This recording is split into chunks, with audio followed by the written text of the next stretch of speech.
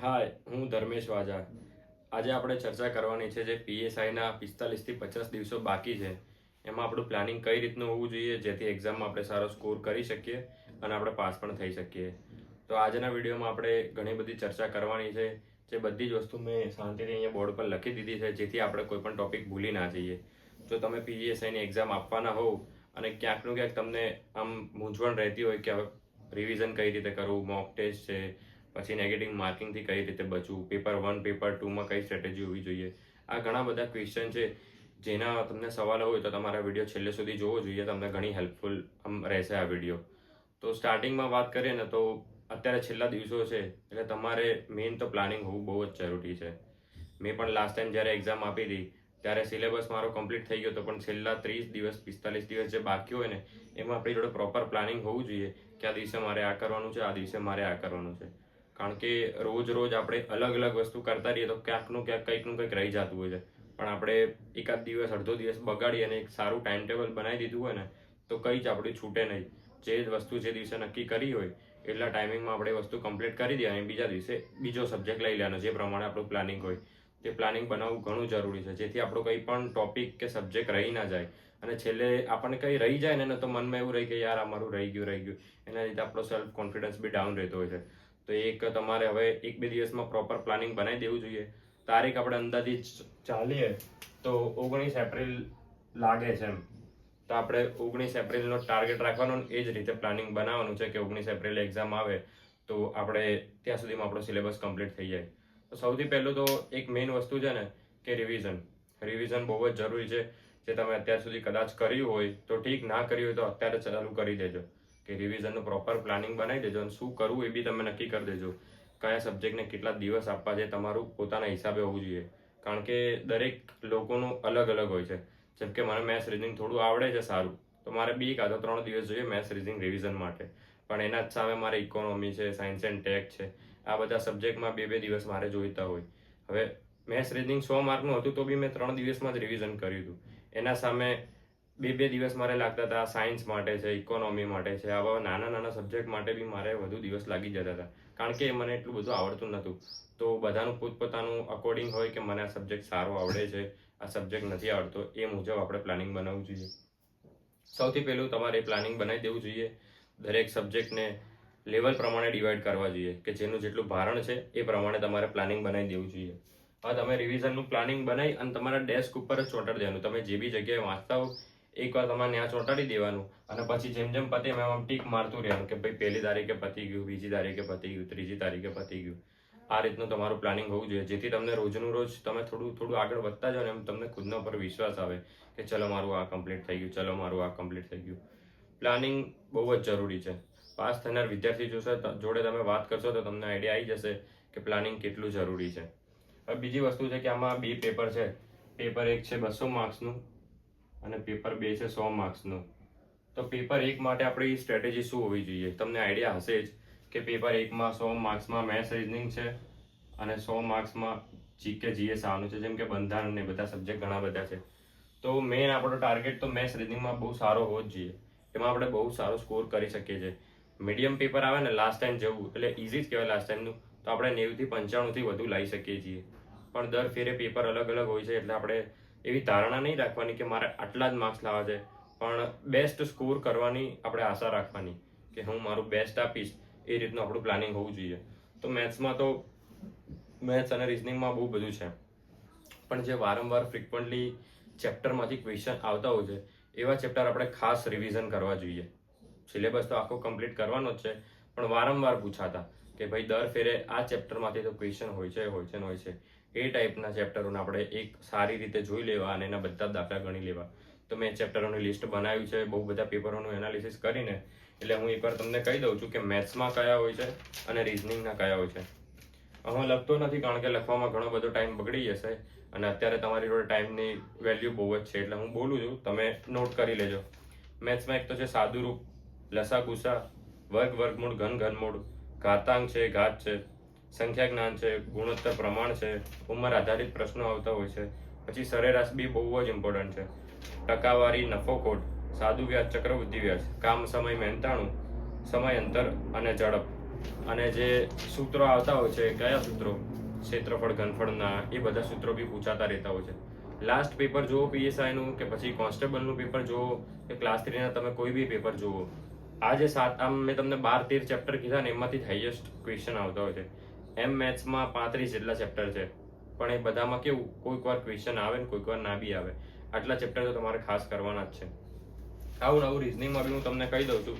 રિઝનિંગમાં તો બહુ છે જ નહીં, ચેપ્ટર બી ઓછા છે ને એમાંથી બી ઓછા વારંવાર પૂછાતા 6 જ છે. એક તો શ્રેણી કરી લેવાની, એમાં નંબર સિરીઝ આવતી હોય છે, ABCD સિરીઝ આવતી હોય છે, ઘણી બધી પ્રકારની સિરીઝ આવતી હોય છે. એ શ્રેણી તમે સારી રીતે કરો ને તો ઓછામાં ઓછા 5 થી 7 ક્વેશ્ચન તો પીએસઆઈમાં આવી જ જાય. એના વધારે બી આવે પણ 5 થી 7 તો આવે જ. પછી લોહીના સંબંધ છે, બ્લડ રિલેશન. પછી દિશા અને અંતર છે. દિશા અને અંતર બહુ નાનું ચેપ્ટર છે, ઇઝીલી પતી જાય, સારી રીતે કરી લેવું. કોડિંગ ડીકોડિંગ હાઈએસ્ટ આના બી આવતા હોય છે. શ્રેણી સિવાય આવતા હોય ને તો કોડિંગ ડીકોડિંગના, અને એના સિવાય છે બેઠક વ્યવસ્થા. આ 3 ચેપ્ટર મેઇન છે, પણ બીજા બધા બી તમારે કરવા. બેઠક વ્યવસ્થામાંથી બહુ બી ક્વેશ્ચન આવતા છે. 5-5 માર્કમાં ડાયરેક્ટ ક્વેશ્ચન આવતા હોય, 3 માર્કના આવતા હોય છે. અને લાસ્ટ છે ડીઆઈ, 5 માર્કનું તમને એક આપી દીધું હોય રમકડું, એ તમારે સોલ્વ કરવાનું હોય. સોલ્વ કરવામાં એમ મજા આવે છે ને, આપણે એને સોલ્વ કરવાની બહુ જ મજા આવે. અને એકવાર તમારે બેઠી જાય જે તમને કીધું હોય એટલે 5-5 માર્ક્સ તમારા સાચા. પણ જો તમારે સેટ ના થાય તો ઘણો ટાઈમ લઈ લે. એટલે ડીઆઈમાં બી પ્રેક્ટિસ કરશો. મેથ્સ રીઝનિંગમાં તમે આટલું કરશો ને તો તમે બેસ્ટ સ્કોર કરી શકશો. એટલે મેથ્સ રીઝનિંગની તો આપણે વાત કરી લીધી. હવે આપણે આ જે બંધારણ છે, ઇતિહાસ, ભૂગોળ, વારસો છે, પછી ઇકોનોમી છે, સાયન્સ એન્ડ ટેક છે, એન્વાયરમેન્ટ છે અને કરંટ અફેર, આ બધી વસ્તુની ચર્ચા કરીએ. તેમાં તમારે બંધારણ બહુ સારી રીતે કરેલું હોવું જોઈએ. 25 માર્ક્સમાં બંધારણ છે અને બેઝિક લેવલના ક્વેશ્ચન હોય છે, જોડે જોડે જાહેર વહીવટ બી છે. પણ બંધારણ કરો તો વાંધો નહીં આવે, કારણ કે જાહેર વહીવટના ક્વેશ્ચન લાસ્ટ ટાઈમ બી પૂછાયા નતા અને લાગતું બી નથી કે આ ફેરે આવે તો કદાચ 2-3 ક્વેશ્ચન આવી શકે. પછી ઇતિહાસ, ભૂગોળ, વારસો છે, એમાં તમે જીસીઆરટી કરેલી હોય 6 થી 12ની તો બી તમારે વાંધો નહીં આવે, કારણ કે એમાં ભારત અને ગુજરાત બેયનું છે, પણ ભારતનું વધારે પૂછાતું હોય છે, એટલે ભારત ઉપર ફોકસ કરવો. પછી અત્યારે વિદ્યાર્થીઓને ત્યાં બહુ પ્રોબ્લેમ આવે છે કે ઇકોનોમી, સાયન્સ એન્ડ ટેક અને એન્વાયરમેન્ટ, કે આ 25 માર્ક્સ માટે શું કરવું. હવે અત્યારે 25 માર્ક્સ માટે લોકો જીપીએસસી લેવલનું આમાં કન્ટેન્ટ કરતા હોય છે, અને જેનાથી સિલેબસ પતતો નથી ને એ બધા પ્રોબ્લેમ થતા હોય છે. તો તે આ જે 3 સબ્જેક્ટ છે ને, એમાં તમારે કરંટ અફેર રિલેટેડ વસ્તુ વધારે કરવી જોઈએ. એક તો આ 3 સબ્જેક્ટનું તમે બેઝિક ક્લિયર કરી લો. સાયન્સ એન્ડ ટેક માટે અક્રમ સરનો વિડીયો છે, બેસ્ટ છે. પછી ઇકોનોમી માટે અનિલ સર છે ધ્યેયના, એમનો બી બેસ્ટ છે. એન્વાયરમેન્ટ માટે તો આપણા ટીચિંગ કિશન સર બી મસ્ત અત્યારે ભણાવે છે, એમની સિરીઝ ચાલુ છે. એટલે તમે આમાંથી બેઝિક કરી લો, કાં તો બુકમાંથી બી વાંચી લો તો બી તમારે કવર થઈ જશે. પણ એના સિવાય વધારે તમારે ધ્યાન આપવાનું કરંટ અફેરમાં. કરંટ અફેર જોડે જે કનેક્ટ હોય આ 3માંથી, એ વસ્તુ તમે કરશો તો તમને ઇઝીલી આમ યાદ રહી જશે અને એક્ઝામમાં બી વાંધો નહીં આવે. એટલે આ 3 જે મેં કીધા ને, સાયન્સ છે, ઇકોનોમિક છે અને એન્વાયરમેન્ટ છે, આને આપણે કરંટ જોડે કનેક્ટ કરી દેવાના, કારણ કે કરંટ બી આપણે પૂછાવાનું તો છે જ, પણ આના જોડે કનેક્ટ કરશો તો વાંચવાની બી મજા આવશે ને ઇઝી બી રહેશે. હવે જીકે બહુ એટલે બહુ મોટો વિશાળ ટોપિક છે. 25 માર્કમાં છે જીકે અને કરંટ અફેર. જીકે માટે એક બુક આવે છે વર્લ્ડ ઇન બોક્સની. વર્લ્ડ ઇન બોક્સ હું પર્સનલી વાંચતો હતો એટલે હું તમને આ કહું છું. બાકી એના સિવાય તો વેબશંકુલની આવે છે, કિસ્વા એકેડમીની આવે છે, યુવાની આવે છે, આઈસીની બી બેસ્ટ છે. આ ઘણી બધી એકેડમીની બુક સારી આવે છે. હું વર્લ્ડ ઇન બોક્સ વાંચતો હતો તો મેં તમને એનું સજેસ્ટ કર્યું છે. એ તમે એકવાર વાંચી લો ને આખી વ્યવસ્થિત રીતે 2 કે 3 વાર. એકવાર તમે ફટાફટ વાંચી લીધી, બીજી વાર બી ફટાફટ વાંચી લીધી તો તમને ખાસું બધું યાદ રહી જાય. શાંતિથી વાંચો તો પતવાની નથી, પણ આમ તમે ટાર્ગેટ લાઈન બેસી ગયા કે ભાઈ આજે આટલું પતાવી જ દેવું છે, તેમાંથી તમને એવરેજ કેવું 40-50% યાદ રહી જાય, જેટલું એક્ઝામ માટે આમ કાફી છે કે તમને યાદ આવી જાય એક્ઝામમાં કે આ વસ્તુ પૂછાય તો આમાં આ 2માંથી એક હોઈ શકે. પછી 2માંથી આગળ આપણું નસીબ અને આપણું એક્યુરેસી કે આપણે શું ટીક કરીએ છીએ. એટલે જીકે તમે એમાંથી કરો તો બી વાંધો ના આવે. પેપર 1 માટે તો ઓલમોસ્ટ આપણે બધી ચર્ચા કરી લીધી છે, પણ આ તમારે વારંવાર વાંચેલું હોવું જોઈએ. કરંટ એવું છે કે તમારે જાન્યુઆરીથી તો કરેલું જ હોવું જોઈએ. બાકી નવેમ્બરથી કરો તો બેસ્ટમાં બેસ્ટ. બાકી તમારી જોડે ટાઈમનું આમ હોય અછત કે હવે મારી જોડે ટાઈમ ઓછો છે, નવેમ્બર ડિસેમ્બરનું લાગતું નહીં થાય, તો જાન્યુઆરી, ફેબ્રુઆરી, માર્ચનું કરી દેવું. અને કરંટ હું આઈસીમાંથી કરતો હતો, આઈસ રાજકોટનું. એ મને બેસ્ટ લાગે છે એટલે હું તમને કહું છું. બાકી દરેક એકેડમી સારું કરાવે છે, એમાં કાંઈ વાંધો છે જ નહીં. તમને જેનું ફાવતું હોય ને અત્યાર સુધી કર્યું હોય ને એનું તમારે કરવાનું. કોઈ નવું તમારે હવે ના પકડવું જોઈએ. હા, એ વાત બહુ એટલે બહુ ઇમ્પોર્ટન્ટ છે કે હવે આ બાકીના દિવસોમાં કંઈ જ નવું ના કરતા. અત્યાર સુધી તમે જે કર્યું છે ને એ જ. મેથ્સમાં જે સર જોડે ભણ્યા એની જોડે જ હવે ભણો. જીકે જીએસ જેનું વાંચ્યું એ જ વાંચો. કોઈની નોટ હવે લેતા બી નહીં. ગુજરાતનો ટોપર હોય કે પછી ગમે તે હોય, કોઈની નોટ હવે છેલ્લા દિવસોમાં ના લેતા. પેપર 1 માટે ના લેતા એટલે ના જ લેતા, કારણ કે તમે એનું કરવા જશો ને તમે તમારું ભૂલી જશો ને બંને ભેગું થઈ જશે. એટલે તમારી જોડે લિમિટેડ સોર્સ રાખવાના, લિમિટેડ કન્ટેન્ટ રાખવાનું. જે ફોલો કરતા આવ્યા છો એ જ ફોલો કરજો, નવું કાંઈ ના કરતા. પેપર 1 માટે તો આટલી વાત હતી. બહુ આમ કહેવાય ને, પેપર 1 તમને શું સારો સ્કોર કરવામાં હેલ્પ કરશે, પણ પેપર 2 બી જરૂરી છે પાસ થવા માટે. પેપર 1માં કેવું, લાસ્ટ ટાઈમ ઇઝી પેપર આવ્યું હતું તો એમાં બધા લોકોને જે મેઇન ટોપર છે 180 190 જેવા માર્ક્સ હતા, અને બાજુમાં તમારા 50 માર્ક્સ બી હોય તો તમારા 225 230 થઈ ગયા હતા અને તમે પાસ થઈ ગયા હતા. મારે પેપર 1માં થોડા ઓછા પડ્યા હતા, 168 થયા હતા, અને પેપર 2માં તો 50 હતા. એમ કરીને મારે 218.75 થયા હતા. મારું 6 માર્ક્સ અટકી ગયું છે. પેપર 1માં થોડા સારા હોત તો થઈ જાય. હવે પેપર 1માં તમે સ્કોર કરી શકો છો તો એમાં થોડું વધારે ધ્યાન આપજો કે દિવસમાં તમે 10 કલાક વાંચો. આ તમે 10 કલાક વાંચતા હો, મિનિમમ 8 તો વાંચવું જ પડશે. એનાથી ઓછામાં તમે વિચારતા હો તો પછી વિચારતા જ રહી જશો. એટલે મિનિમમ 8 થી 10 કલાક હોવું જોઈએ. હવે આ 10 કલાક છે ને, એમાંથી તમારે 6 કલાક તો પેપર 1 માટે જ હોવો જોઈએ. બાકી 2 કે 3 કલાક તમે પેપર 2 માટે આપો, આ બરોબર છે, કારણ કે ચાલુ તમે હમણાં જ કર્યું હશે, મોસ્ટ ઓફલી વસ્તુ જે રીતની હશે. બાકી પેપર 1 માટે 6 થી 7 કલાક તો હોવા જ જોઈએ, એ બી પ્રોપર પ્લાનિંગ સાથે કે મારે આજ કરવાનું છે ને આ કમ્પ્લીટ કરવાનું જ છે. એટલે એ ધ્યાન રાખજો. પેપર 1માં સ્કોર ઘણો સારો કરવો જરૂરી છે ફાઇનલ મેરિટમાં આવવા માટે. હવે આપણે પેપર 2ની વાત કરીએ છીએ. પેપર 2માં બધાની એ રીતની આશા હશે કે ભાઈ મારે ખાલી છે ને 40 માર્ક્સ જ લાવવા છે, 40% લાવવા છે. પણ એ હવે વિચાર થોડા કાઢી દેજો દિમાગમાંથી, કારણ કે તમે એનાથી વધારે સારા લઈ શકો છો. આ વસ્તુ મારી જોડે બની છે, તમારી જોડે બી બની શકે છે. મેં એક્ઝામ આપી, મારું પેપર 1 પત્યું હતું. એની પહેલાં મને એમ લાગ્યું હતું કે પેપર 1 સારું ગયું છે. હવે બીજામાં ખાલી મારે 40 આવી જાય ને તો બી હું પાસ થઈ જઈશ, આવું મેં ત્યારે વિચારી લીધું હતું. કારણ કે મારે 170 માર્ક્સ થતા હતા અને મેં વિચાર્યું 40 થશે તો 210 થઈ જશે. 210 300માંથી એટલે 70% કહેવાય. આ તો બેસ્ટમાં બેસ્ટ માર્ક્સ કહેવાય. એ રીતનું મારું પ્લાનિંગ હતું, દિમાગમાં એવું ચાલતું હતું, પણ એવું કાંઈ થયું નહીં. પણ એ 2 નંબરની વસ્તુ છે. મેં જે ધાર્યું હતું એનાથી બી મને સારા માર્ક્સ પેપર 2માં મળ્યા છે. એનું આમ સિમ્પલ કારણ કહું ને તો કે એક તો હું ડેઈલી લખતો હતો. ડેઈલી તમારે લખતું રહેવાનું. રિઝલ્ટ મળે કે ના મળે, તમારે એમ લાગે કે મને સારું આવડ્યું છે કે નહીં આવડ્યું, ડેઈલી તમારે 2 થી 3 કલાક લખતું રહેવાનું. તમારે હાથને ટેવ પાડવી પડશે 3 કલાક લખવા માટે. એ જે 3 કલાક તમારા 8 ક્વેશ્ચન છે એ તમારાથી પૂરા થાય એ જ જરૂરી છે. તમે દુનિયાના બેસ્ટમાં બેસ્ટ ફિલોસોફર હોવ, સારામાં સારી વાત કરી લેતા હો, સારામાં સારા અક્ષર હોય, પણ એ 3 કલાકમાં તમે પેપર ના પતાવી શકો તો કંઈ કામનું છે નહીં. એટલે તમે અત્યારથી એવી હેબિટ પાડજો કે તમારી હેન્ડ રાઇટિંગમાં સ્પીડ બી સારી રહે, અક્ષર બી ના બગડે. લોકોને એવું થતું હોય છે કે શાંતિથી લખે તો મસ્ત અક્ષર આવે છે, ઉતાળમાં લખે તો અક્ષર બગડી જાય છે. એટલે આ બધી વસ્તુ અત્યારથી કંટ્રોલ કરજો. પછી એમાં એક ધ્યાન એ બી તમારે રાખવાનું છે કે પેપર બંને એક જ દિવસે આવવાના છે. સવારે તમે 200 માર્ક્સનું પેપર આપી દીધું MCQનું, પછી બપોરે તમે તડકામાં પેપર 2 લખવા બેસો અને પેપર કદાચ અઘરું આવી ગયું તો આપણને એમ પારો ચડી જતો હોય છે, કંઈ ખબર ના પડે, આપણે માથું ખંજવાળવા લાગતા હોય છે કે ગરમી થાય છે, માથું આમ પસીનો થઈ ગયો છે. તો અત્યારે તમે બપોરે લખવાની ટેવ પાડજો. એવી જગ્યાએ બેસીને લખવું જ્યાં નોર્મલ ટેમ્પરેચર હોય. એસીમાં બેસીને લખશો તો મને કાંઈ વાંધો છે નહીં, પણ એક્ઝામના દિવસે આમ પછી અનુભવ બગડી જતા હોય છે.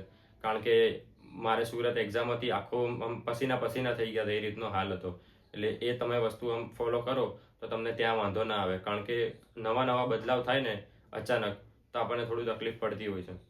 પેપર 2 માટે હવે આપણે શાંતિથી વાત કરીએ ને તો કે પેપર 2માં તમારે 8 ક્વેશ્ચનને સમજી લેવાના છે. એમાંથી ઇઝી કહું ને તો થોડું નિબંધમાં દરેક લોકોને અઘરું પડતું હોય છે. નિબંધમાં બહુ વધુ વિચારવું પડતું હોય છે. આપણી જોડે કન્ટેન્ટ બી વધારે હોવું જોઈએ, બહુ લોંગ ફિલોસોફી આપણી હોવી જોઈએ, વિચારધારા બી આપણી બહુ મોટી હોવી જોઈએ, વિચાર શક્તિ બી મોટી હોવી જોઈએ. આપણા જોડે અલગ અલગ ડાયમેન્શન હોવા જોઈએ. કોઈ ટોપિક પૂછ્યો છે, કોઈ બી, જેમ કે સિમ્પલ જ લઈ લો કે ભાઈ ગાય. સ્કૂલમાં આપણે ગાય વિશે બહુ જ નિબંધ લખ્યા કે ગાય આપણી માતા છે, પાલતુ પ્રાણી છે, આ રીતની આપણે વાત કરતા, ગાય દૂધ આપે છે, આવી બધી વાત કરી હતી. પણ એ હવે ના ચાલે. આના ઉપર અલગ અલગ આમ ટોપિક હોવા જોઈએ કે ભાઈ સમાજમાં એનું શું મહત્વ છે, ધાર્મિક શું મહત્વ છે, આર્થિક રીતે આપણને ગાય શું મદદ કરે છે. આવા ઘણા બધા એના પરિમાણ હોય છે, ડાયમેન્શન હોય છે. એ બધા ડાયમેન્શન આપણે સમજેલા હોવા જોઈએ જેનાથી એક્ઝામમાં આપણે લખી શકીએ. પછી ફાયદા શું છે, ગેરફાયદા શું છે, પછી ગેરફાયદા કીધા તો ગેરફાયદાને આપણે સુધારો કઈ રીતે કરી શકીએ છીએ,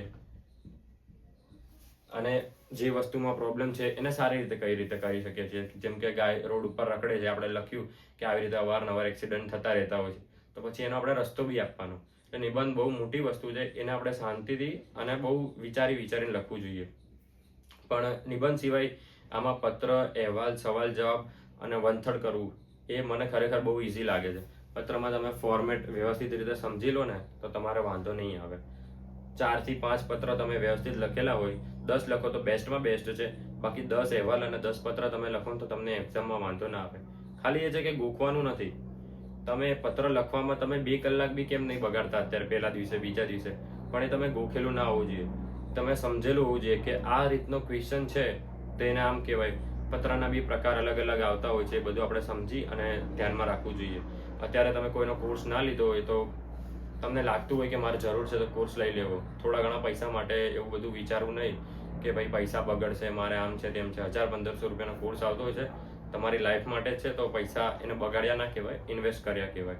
તમને પેપર બીમાં વાંધો હોય તો કોઈનો કોર્સ લઈ લેવો, જે બી તમને ખુદને સારું લાગે. પેપર બીમાં ડેઈલી લખવું બહુ જ જરૂરી છે.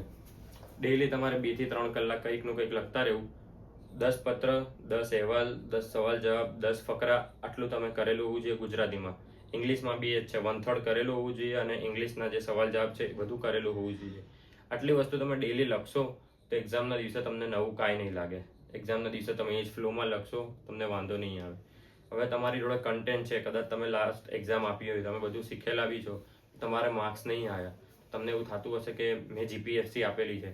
મારી જોડે એવા દાખલા બી છે, જે લોકોએ જીપીએસસી આપેલી છે, મેન્સ 2-3, એ લોકોને 30 માર્ક્સ આવ્યા છે. અને મેં કોઈ દિવસ મેન્સ આપી નથી ના. મેન્સ માટે મેં એટલી બધી પ્રેક્ટિસ કરી હતી. મેં ખાલી આ જે તમને કીધું છે એ જ બધી વસ્તુ કરતો હતો. તો મારા 50 કઈ રીતે આવ્યા? તો મારા 50 આવ્યા એનું કારણ મને નથી ખબર, પણ હું એવું તમને કહી શકું કે મને 50 લાવવામાં કઈ વસ્તુ હેલ્પફુલ થઈ જશે. કારણ કે પેપરના માર્ક્સ મેં જોયા નથી, કયા ક્વેશ્ચનમાં મને કેટલા માર્ક્સ મળ્યા છે. પણ જે મેં કર્યું હતું ને એક્ઝામમાં, મેં પેપર જે લખ્યું હતું એ તમને હું અત્યારે કહી દઉં કે ભાઈ સૌથી પહેલું કે મારા પેપરમાં કોઈ ચેક નથી. એક બી ચેક નહીં. મેં જેટલા બી ક્વેશ્ચન લખ્યા હતા 8 મેં પૂરા જ લખ્યા હતા. એક બી એટલે એક બી, જેમ કે આ છે ને તો આવું બી કામ કઈ નાની લીટી બી નથી ક્યાંય, એટલે ક્યાંય ભૂલ નથી મારા પેપરમાં. બીજી એ વસ્તુ છે કે મારા અક્ષર સારા હતા. હેન્ડરાઇટિંગ મારી થોડી વ્યવસ્થિત હતી, એટલી જોરદાર નહીં પણ સારી હતી, ઉકલા એ રીતની હતી. પછી મેં પ્રોપર આમ લખ્યું હતું, કેવું પ્રેઝન્ટેશન મારું સારું હતું. પ્રેઝન્ટેશન બહુ જરૂરી છે. એક લાઈન અહીંથી ચાલુ થતી હોય, પછી આપણે અહીંથી ચાલુ કરીએ, પછી અહીંથી ચાલુ કરીએ, કોઈક વાર અહીંથી આવીએ, અડધે સુધી અહીંયા પતાવીએ. એટલે આ લાઈન પ્રોપર હોવી જોઈએ, આપણી ચાલવી જોઈએ. કોઈક વાર અહીંથી લખીએ, કોઈક વાર અહીંયા પૂરું કરીએ, એવું નહીં. એક જ ફ્લોમાં ચાલવું જોઈએ. આ વસ્તુ તમારે ધ્યાન રાખવી જરૂરી છે. આ નાની નાની બધી વસ્તુ જેને એક્ઝામ પાસ કરી છે ને એને જ ખબર હશે કે કઈ રીતે આ બધું કામમાં આવે છે. એટલે તમે જો નવા છો તો આ બધી વસ્તુનું ધ્યાન રાખજો. પેપર 2 માં બધી વસ્તુ તમને બહુ જ હેલ્પફુલ કરશે. પેપર 2 ની બી આપણે ઓલમોસ્ટ તો મારા હિસાબે મેં ચર્ચા કરી લીધી છે. અને પેપર 2 માં તમારે થોડું ઘણું કન્ટેન્ટ જોઈતું હોય, તમારી જોડે એટલું બધું નોલેજ ના હોય, તો મેં આપણી ટેલિગ્રામ ચેનલમાં બધી PDF મૂકેલી છે ટોપર્સની. જ્યારે હું તૈયારી કરતો હતો ત્યારે ગુજરાતના જે ટોપર હતા, જીપીએસસી જેમણે પાસ કરેલી છે, એ બધાને મેં ગૂગલમાંથી પેપર ડાઉનલોડ કર્યા હતા, ઝેરોક્સ કઢાવી હતી અને હું વાંચતો રહેતો હતો. લખું વાંચું એ રીતે પ્રેક્ટિસ કરતો રહેતો હતો. કારણ કે જે પાસ થયેલા છે ને એમાંય ટોપર, એ લોકોની જોડેથી આપણે શીખીએ તો આપણને ઘણી બધી વસ્તુ હેલ્પફુલ થતી હોય છે. તો મેં એમાંથી કર્યું હતું. એ બધી PDF મેં ઓલરેડી મૂકેલી છે. તમે એકવાર જોઈન કરી લેજો ટેલિગ્રામ ચેનલ અને ચેક બી કરી શકો છો. પ્લસ એના સિવાય એક એકેડમી છે, ઉત્ક્રાંતિ નામ છે. એમણે એક બુક બહાર પાડી છે, બ્રહ્માસ્ત્ર નામ છે. એની PDF મારી જોડે પડી હતી તો મેં ટેલિગ્રામમાં મોકલેલી છે. એમાં એમણે બહુ સારી રીતે બધું સમજાયેલું છે. પ્લસ ક્વેશ્ચન બી આપેલા છે. જેમ કે આ કોઈ પત્ર આપેલો છે તો પત્રના નીચે આવી રીતે 2 પેજ 3 પેજ જેટલી બી જરૂર છે ને એટલી વસ્તુ એમણે પેજ છોડેલા છે. અને એમાં તમે પોતાના હિસાબે લખી બી શકો. પહેલા તો એમણે પોતે લખીને જ બતાવેલા છે. એના સિવાય એક્સ્ટ્રા ક્વેશ્ચન બી આપેલા છે પ્રેક્ટિસ કરવા માટે. તો તમે ઉત્ક્રાંતિની જે બ્રહ્માસ્ત્ર છે એની ઝેરોક્સ કઢાઈ અને એમાંથી બી પ્રેક્ટિસ કરી શકો છો. બાકી યુવાની આવે છે, આવી બધી ઘણી બધી આવતી હોય છે. પણ એમાં શું તમને શીખવાડેલું જ છે કે ભાઈ આ આવી રીતે લખવાનું, આવી રીતે લખવાનું. પ્રેક્ટિસ માટે જગ્યા નથી મૂકેલી. આ બ્રહ્માસ્ત્ર જેની હું વાત કરું છું એમાં પ્રોપર જગ્યા મૂકેલી છે. એક જ તમે પ્રિન્ટ કઢાયેલી હોય ને તેમાંથી તમારું બધું થઈ શકે એવું મને લાગે છે, એટલે તમે કરી શકો છો. પછી હવે આપણે વાત કરીએ નેગેટિવ માર્કિંગની. 2 ટોપિક આપણા ક્લિયર થઈ ગયા છે. નેગેટિવ માર્કિંગથી બચવું બહુ જ જરૂરી છે. તમે ફોર એન એક્ઝામ્પલ તમને 100 ક્વેશ્ચનમાંથી 80 આવડે છે અને હવે આ 20માં તમને ડખો છે, તો તમે 20 ટીક કરી દીધા એટલે 4 ક્વેશ્ચને તમારો 1 માર્ક્સ ગયો, તો આ 20 ક્વેશ્ચને તમારા 5 માર્ક્સ જતા રહે, એટલે તમે ડાયરેક્ટ 80ના 75 આવી જાવ. કદાચ તમે કોઈ બી ટીક ના કરો, માની લો 3-4 ટીક કરે ને તો તમે 79 સુધી તો રોજ, કાં તો કાંઈ ટીક ના કરો ને તો 80 સુધી રહો, પણ તમે વધારે લેવાની લાલચમાં કે ભાઈ વધારે માર્ક્સ લેવા પડશે, આમ છે તેમ છે, એવું બધું મગજમાં વિચારી લીધો, લોડ લઈ લીધો, એના કારણે તમે નેગેટિવમાં જાઓ છો અને પછી રહી જાઓ છો. આ વસ્તુ ઘણા વિદ્યાર્થી જોડે બની જાય, એક 2 માર્ક્સ માટે રહી જાય છે, ત્યારે એમને થાય છે કે આ કદાચ મેં ટીક ના કરી હોત ને તો હું અત્યારે ઇન હોત મેરિટમાં. એટલે નેગેટિવ માર્કિંગથી બચજો. મેં કહી તો દીધું કે તમારે નેગેટિવ માર્કિંગથી બચવાનું છે, પણ એનો રસ્તો શું છે? નેગેટિવ માર્કિંગથી બચવા માટે સૌથી બેસ્ટ રસ્તો છે મોક ટેસ્ટ. મોક ટેસ્ટ તમે આપી શકો એટલી આપજો, પણ મિનિમમ પેપર 1 માટે 10 અને પેપર 2 માટે 3. આ મિનિમમ છે. પીએસઆઈ બનવું છે તો તમને આટલું તો આપવું જ પડશે. હવે 10 તમે આપો ત્યારે તમારે ધ્યાન શું રાખવાનું કે તમે જેટલા ક્વેશ્ચન તમને એમ હોય ને કે ભાઈ હું આ 100% શ્યોર શોટ છું કે આનો આ જ જવાબ આવે, થઈ જાય આપણી 5-5 હજારની શરત, એ રીતના ક્વેશ્ચન હોય ને એ જ આપણે ટીક કરવાના. પછી ભલે ને તમારે 150 જ માર્ક્સ આવતા, પહેલી વાર તમે પેપર આપો તમારે 150 જ માર્ક્સ આવે 200માંથી, સાવ પપલું પેપર હોય, લોકોના 180 આવે છે પણ તમારે 150 આવે છે ને, તે 150 તમે આયા ને એના પાછળ તમે ટીક ખાલી 155 કાં તો 160 જ કરેલા હોવા જોઈએ. એવું નહીં કે તમે 190 ટીક કર્યા અને 150 આવ્યા, તમારે ખોટા પડવા જ ના જોઈએ, એવું સમજી લેવાનું કે એક બી મારે ખોટું ના પડવું જોઈએ. ઓલમોસ્ટ જેટલા ટીક કરો એટલું સાચું જ હોવું જોઈએ. પહેલા દિવસેથી આ હેબિટ પાડશો તો તમને એક્ઝામમાં આદત થઈ જશે. હજી તમારે જોડે 45 દિવસ જેવા બાકી છે, 15 દિવસ તમે થોડું રિવિઝન કરી લો અને લાસ્ટ 30 દિવસમાં તમે ટાર્ગેટ રાખો દર 2 દિવસે એક મોક ટેસ્ટ આપવાનું, તો તમે આ વસ્તુ ફોલો કરો, તમને ઘણો ફાયદો થશે. નેગેટિવ માર્કિંગથી બચવા માટે આનાથી બેસ્ટ રસ્તો કોઈ છે નહીં. અને પેપર ચાલુ કરો ત્યારે જ નક્કી કરી લેવાનું કે મારે ખોટો ટીક કરવાનો નથી, મારે ખોટો ટીક કરવાનો નથી, મને આ કન્ફર્મ છે, આજ હું ટીક કરીશ, બાકી આગળ વધી જઈશ. ભલે તમારે વધારે ટીક કરવા પડે, સ્ટાર્ટિંગમાં એવું ધ્યાન રાખજો, પછી તમને ધીમે ધીમે હેબિટ થઈ જશે કે ભાઈ આ તો આપણને નહીં આવડતું, આપણે ટીક નહીં કરવો. તુક્કા નહીં મારવાના. તમને 2 ઓપ્શન લાગે છે કે ભાઈ A અને C માંથી કન્ફ્યુઝ છું તો તમે ટીક કરો એ બરોબર છે, પણ સ્ટાર્ટિંગમાં તમે A, B, C 3માંથી નક્કી નહીં થતું અને માની લો કે ચાલ ને એ લાગે છે એ ટીક કરું, તો પછી માર્ક્સ જશે ધીમે ધીમે. પછી એક ઓલી થિયરી બી ચાલે છે કે 4 ક્વેશ્ચન આપણે ટીક કરીએ તો 4માંથી કેવું 1 બી સાચો પડી જાય, 3 ખોટા પડે તો આના પોઈન્ટ 75 જાય અને આનો 1 મળે તો આપણે પોઈન્ટ 25 બેનિફિટમાં જ રહીએ. આ બેનિફિટ ખાલી ગણતરી સુધી જ છે, એક્ઝામમાં નહીં આવતા, માર્ક્સ નહીં આવતા. એટલે નેગેટિવ માર્ક્સ ના આવે એવું ધ્યાન રાખજો અને એનાથી બચજો, અને મોક ટેસ્ટથી જ ઇમ્પ્રૂવ થશે. અને 3 પૂરી મોક ટેસ્ટ તમે આપશો આ પેપર 2ની, એટલે તમને આઈડિયા આવી જશે કે 3 કલાકમાં તમારાથી પેપર પતે છે કે નહીં પતતું. લખતા હશો ત્યારે તો તમને આઈડિયા આવી જ જશે, પણ એક પહેલી જ મોક આપશો ને ત્યારે તમને ખબર પડી જશે કે હજી આટલી ઇમ્પ્રુવમેન્ટની જરૂર છે. અને આ 3 મોક ટેસ્ટ લાસ્ટ દિવસોમાં ના આપતા, એક્ઝામના 10 દિવસ બાકી હોય ને એની પહેલા જ પતાવી દેજો, એટલે છેલ્લા અઠવાડિયા 10 દિવસમાં તમે ઇમ્પ્રૂવ કરી શકો. આ વસ્તુ બી બહુ જરૂરી છે. હવે આપણે સમજવાની તો ઓલમોસ્ટ બધી વાત કરી દીધી છે, ધ્યાન રાખવાની છે એ બધી, પણ આ તૈયારી દરમિયાન 40-45 દિવસોમાં ક્યાંક ના ક્યાંક આપણે ડિસ્ટ્રેક્ટ થઈ જતા હોઈએ છીએ. કોઈક વસ્તુ આપણા દિમાગમાં આવી જાય, કાં તો કોઈક માણસ આપણને ડિસ્ટ્રેક્ટ કરી દેતો હોય કે ભાઈ આવું બધું ના કરાય, હવે મૂકી દેવાય, આપણે આ નહીં કરવું, તે નહીં કરવું. તેવા ફાલતુ માણસો, નેગેટિવ માણસોથી દૂર રહેવું. તમને લાગે છે કે આ તમારું દિમાગ ઉપર ઇમ્પેક્ટ કરે છે, નેગેટિવ ઇમ્પેક્ટ આપે છે, કાં તો તમારે મજા નથી આવતી એની વાતોથી, તે માણસ જ પૂરેપૂરો ડિલીટ કરી નાખવાનો આપણી લાઈફમાંથી. એની જોડે બોલવાનું જ નહીં, કંઈ બી જ નહીં. કારણ કે છેલ્લા દિવસોમાં જો તમારું મગજ બગડ્યું તો તમને એનો ફરક પડશે. એટલે નેગેટિવ માણસોથી દૂર રહેવું, પોતાના ઉપર જ કામ કરવું. 8 થી 10 કલાક વાંચવામાં લાઇબ્રેરી કાં તો ઘરે જ રહેવું. ફોન એરોપ્લેન મોડ જ હોવો જોઈએ. આપણો ફોન જ્યારે બી આપણને વિડીયો જોવો હોય ત્યારે જ ઓન કરવાનો, અને એમાં બી વિડીયો ડાઉનલોડ કરીને જોઈ શકો તો સારામાં સારું. બાકી કેવું ફોન ઓન બહુ નહીં રાખવાનો. જ્યારે બી તમને કોઈનો ફોન આવતો હોય ને, ઊંધો રાખવાનો ફોન, સાયલેન્ટ કાં તો પછી એરોપ્લેન મોડ. કોઈનો ફોન આવવો જ ના જોઈએ. 45-40 દિવસમાં આપણને એવું કાંઈ ફેર નહીં પડી જાય, કારણ કે આપણા ઘરનાને આપણે નંબર આપી દેવાનો, લાઇબ્રેરીમાં આપણે ફ્રેન્ડ જોડે બેસતા હોઈએ, આજુબાજુમાં જે બી મિત્રો હોય એકાદનો નંબર આપી દેવાનો કે કદાચ ઘરથી કાંઈ કામ હોય તો આપણને એનો કોન્ટેક્ટ થઈ શકે. બાકી આપણને એવા કંઈ આપણે પ્રધાનમંત્રી કે કોઈ મોટા આપણા કામકાજ નહીં ચાલતા કે આપણે ફોન અટેન્ડ કરવા જરૂરી છે. અત્યારે ફોન અટેન્ડ કરશું ને તો પછી એમાં ને એમાં આપણો સમય બગડશે ને છેલ્લા દિવસોમાં કાંઈ થશે નહીં આપણાથી. એટલે ફોનથી દૂર રહેવું છેલ્લા દિવસોમાં. ડિસ્ટ્રેક્શન તો આપણું હોવું જ ના જોઈએ. ખાલી ભણવામાં જ આપણું ફોકસ હોવું જોઈએ. છેલ્લા દિવસોમાં આ વસ્તુ બહુ જ ધ્યાન રાખજો. અને 8-10 કલાક તો વાંચજો જ. પીએસઆઈ બનવું છે તો સેક્રિફાઈસ તમારે જરૂરી છે. અને લાસ્ટ વસ્તુ તમને કહીશ કે તમારા ઉપર પોતાની જાત ઉપર આત્મવિશ્વાસ રાખજો. દરેક વસ્તુ અલગ અલગ સમયે મળતી હોય છે. એવું જરૂરી નથી કે કોઈકને પહેલી જ વારમાં મળી ગયું તો એ સારો છે ને આપણે ખરાબ છીએ, એ વસ્તુ કાંઈ નથી. લોકોને 34 વર્ષની ઉંમરે બી અત્યારે કોન્સ્ટેબલની નોકરી મળી છે. પછી એનો મતલબ એ બી નથી કે આપણે 34 વર્ષ સુધી રાહ જોવાની છે. આપણે મહેનત કરતા રહેવાનું છે. કોઈનાથી ઈર્ષા રાખવાની નથી. ખાલી આપણામાં જે આપણી ભૂલો છે ને એને આપણે સુધારવાનો પ્રયત્ન કરવાનો. કોઈને પહેલી વારમાં નોકરી મળી જાય કે બીજી વારમાં મળે કે ત્રીજી વારમાં મળે, એ વોટેવર છે. આપણે એના જોડેથી ખાલી સારી વસ્તુ શીખવાની. એનાથી જેલેસ થવાનું નથી કે એના જોડે કોઈ કોમ્પિટિશન કરવાનું નથી. આપણી કોમ્પિટિશન આપણા જોડે જ હોવી જોઈએ કે ગઈકાલે હું જે હતો એનાથી આજે હું બેટર હોવો જોઈએ. અને આવતીકાલે બી એ જ વિચારવાનું કે ગઈકાલે જે હું હતો એનાથી બેટર આજે હોવો જોઈએ. પોતાના પર વિશ્વાસ રાખો, મહેનત કરતા રહો. આજે નહીં તો કાલે તમને સફળતા જરૂર મળશે. પણ પછી ખોટા રસ્તે મહેનત નહીં કરવાની. તમને યોગ્ય ડાયરેક્શન ખબર હોવી જોઈએ કે મારે આટલી જરૂર છે તો આ જ કરવું છે.